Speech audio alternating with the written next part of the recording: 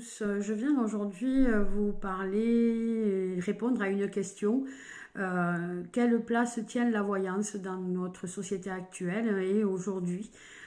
Pourquoi certains font appel à la voyance alors qu'ils ne le faisaient pas avant ou parce que ou comme ils ne sont pas forcément croyants ou des personnes extrêmement sceptiques maintenant se tournent quand même pas mal vers la voyance. Et donc, je me suis dit que c'était un sujet peut-être intéressant à aborder avec vous. Alors, dans un premier temps, alors toujours pareil, moi je parle toujours en mon nom à moi, hein, donc c'est pas forcément la réponse universelle. Je vous parle avec mes expériences à moi et avec mes ressentis à moi. La voyance, pour moi, voilà, c'est une globalité, c'est un ensemble de compétences. Donc, dans la voyance, on va avoir les médiums, on va avoir les tarologues, les cartomanciens, les astrologues, les numérologues. Et ces personnes, chacun avec des compétences bien particulières, va pouvoir donc vous répondre à des questionnements que vous avez. Donc, des questionnements sur votre futur, bien entendu. Alors après, voilà, comment est-ce que moi je vois une consultation de voyance? Déjà, il ne faut pas que ce soit trop fréquent. Ça ne sert à rien de consulter toutes les semaines quelqu'un. Euh, dans l'absolu, voilà, consulter un voyant ou un médium, ça doit être quelque chose d'occasionnel et ça doit être quelque chose qui doit vous apporter plus que des réponses. Alors, je vais donc parler maintenant donc, de mon cas à moi, hein, puisque moi je suis médium auditive, donc moi j'ai pas de flash visuel, mais j'entends. Donc quand vous me posez une question, je vais entendre des réponses. Alors des réponses sous forme de mots, de chiffres, de nombres. Avec ça, moi je dois en faire une ou plusieurs phrases. Et donc j'apporte donc la réponse à votre question, à vos questions. Ça, c'est la première étape d'une consultation. La seconde étape, je pense, est aussi importante que la première, si ce n'est plus. Euh, c'est celle donc de la guidance. Guider quelqu'un. Alors, guider quelqu'un, ça va être, c'est être capable donc de lui dire pourquoi certaines choses n'ont pas abouti jusque-là. Pourquoi est-ce qu'elles vont aboutir maintenant? De pouvoir lui expliquer de manière la plus compatissante possible qu'il n'a pas été parfait dans ses agissements, qu'il y a certainement des erreurs qui ont été commises. C'est pas forcément évident de dire à quelqu'un, mais vous vous êtes planté, c'est de votre faute si certaines choses ne sont pas arrivées, parce qu'elles auraient dû arriver. Et il faut trouver les bons mots pour ça. Alors, c'est certainement la partie la plus difficile d'une consultation de voyance, puisqu'il faut garder beaucoup d'empathie, il faut le dire avec beaucoup d'amour, et surtout, il faut le dire avec beaucoup de bienveillance. Et c'est pas toujours perçu de cette manière-là. Alors, pourquoi consulter? Déjà, il y a ceux qui croient fortement qu'effectivement, notre destin est tracé. Et je crois que notre destin est tracé, effectivement. Mais pour moi, c'est pas une ligne droite où tout est écrit et qu'on n'a pas le choix, puisqu'il arrive qu'on ait le choix, puisque je l'ai dit dans une autre vidéo, on a notre libre arbitre, on peut décider d'aller se balader un petit peu avant d'accomplir certaines choses.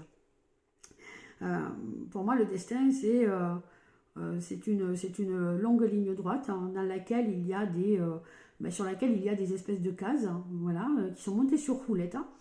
Elles ont un ordre défini, donc ces choses-là doivent arriver dans cet ordre-là, dans votre vie. Maintenant, effectivement, vous pouvez décider de les faire rouler un petit peu plus en avant parce que vous n'avez pas envie de le faire maintenant, donc vous le mettez sur pause et vous allez faire autre chose en attendant. Mais certaines choses ne peuvent pas arriver tant que d'autres ne sont pas arrivées. Donc, c'est voilà, ça doit se passer dans cet ordre-là. Donc après, c'est un petit peu difficile d'expliquer ça à des personnes qui sont très pragmatiques et qui sont très très cartésiennes aussi. C'est pas évident d'expliquer qu'on n'a pas le contrôle qu'on pense avoir. Alors, très souvent, effectivement, les personnes qui consultent des voyants croient en tout ça. Après, il y a ceux qui n'y croient pas, les sceptiques. Alors, les sceptiques, j'aime beaucoup les avoir en consultation, puisque j'arrive à leur parler d'eux d'une manière qu'ils ne connaissent pas. Et ils arrivent également à découvrir des choses d'eux qu'ils ne savaient pas ou qu'ils ignoraient. ou alors qu'ils voulaient ignorer volontairement. Donc ces personnes-là sont beaucoup plus, sont très intéressantes finalement à avoir en consultation.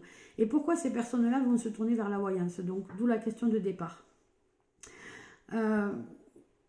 Parce que d'un côté, avec tout ce qui s'est passé sur les 20-30 dernières années dans la société, et dans le monde d'ailleurs, dans le monde de manière assez générale, on se dit, on a envie de se déculpabiliser, de se dire que ce n'est pas l'humain tout seul qui a réussi à mettre autant de pagaille sur la planète.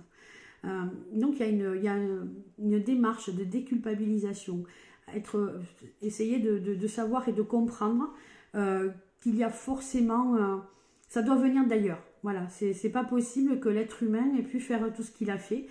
Quand on parle également donc de tous les événements climatiques ou autres, on n'a pas envie d'entendre que ça vient de l'homme. On a envie d'entendre que ça vient d'ailleurs donc si ça vient d'ailleurs, il y a beaucoup de choses qui viennent d'ailleurs. Donc c'est une démarche de déculpabilisation qui se fait. Finalement, ça ne marche pas, parce que je ne vais pas forcément déculpabiliser la personne.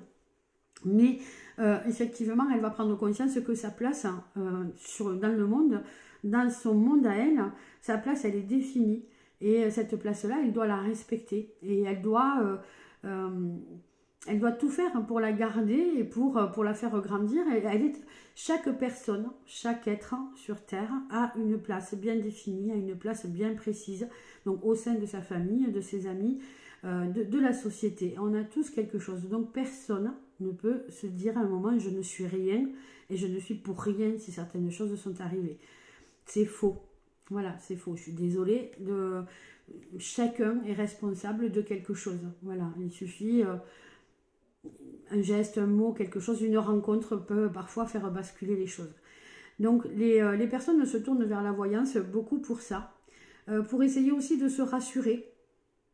Donc comme ces personnes-là perdent, de par la société actuelle, on perd beaucoup, les cercles amicaux, etc. sont beaucoup plus réduits qu'avant.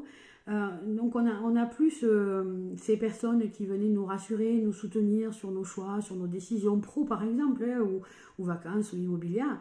Et donc on va consulter un voyant pour être sûr qu'on a pris la bonne décision. Voilà, j'ai beaucoup de demandes dans ce sens-là. Donc tout ça pour dire qu'on arrive maintenant à la consultation de voyance a été augmentée et est devenue, a pris beaucoup plus de place dans la vie des gens, souvent à cause donc de la solitude aussi, puisque on n'a personne vers qui se tourner pour demander certaines choses, pour avoir des conseils. Un voyant, c'est toujours quelqu'un qui a beaucoup d'empathie et c'est quelqu'un qui a toujours beaucoup de bienveillance, normalement. Et donc voilà, on va se tourner vers ces personnes-là.